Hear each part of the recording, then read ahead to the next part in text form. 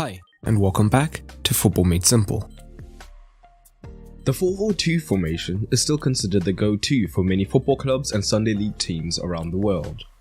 Named so as it has 4 defenders, 4 midfielders and 2 strikers, the formation has a lot of versatility, and in today's quick video, we'll look at the ways that these players can be used in this formation, as well as a couple of strengths and weaknesses. So let's dive right in. We'll first look at the formation in possession.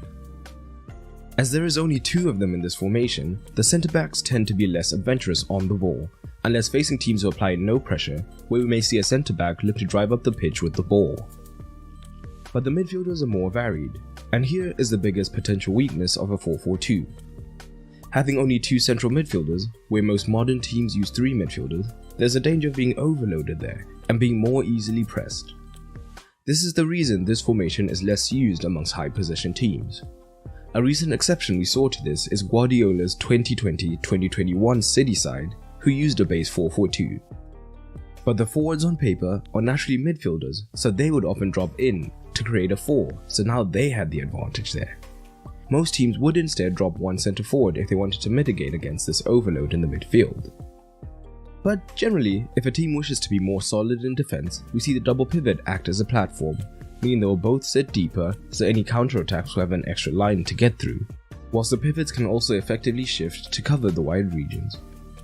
But more commonly, the pair will operate in a pendulum manner, with one midfielder advancing high to join the attack and string passes together or even have a shot, whilst the other holds deep in case of a counter-attack.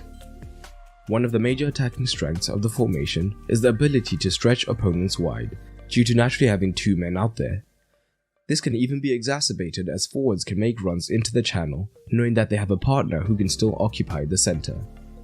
But if the 4-4-2 is set up more defensively, the fullbacks can hold their positioning deeper, although this is less common in the modern game. Instead, if the goal is to increase the overload out wide, the forwards can overlap to draw an opposition fullback deeper and make space for their winger, or to be a passing option. But more commonly, overlapping fullbacks work with inverted wide men, who, knowing they have a man holding the width outside, can drift in centrally. This can be to help the midfield, because as we discussed it can be overloaded, or they can help to overload the box with the 2 forwards and try to get on the end of crosses from the fullback.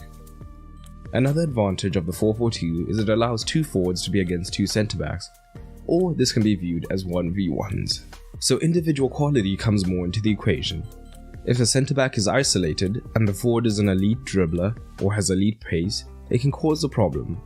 Or if a forward is much more dominant aerially. In addition, the centre-back can be drawn into man-marking scenarios, and with one forward often dropping deep, this can create gaps in the backline that can be exploited.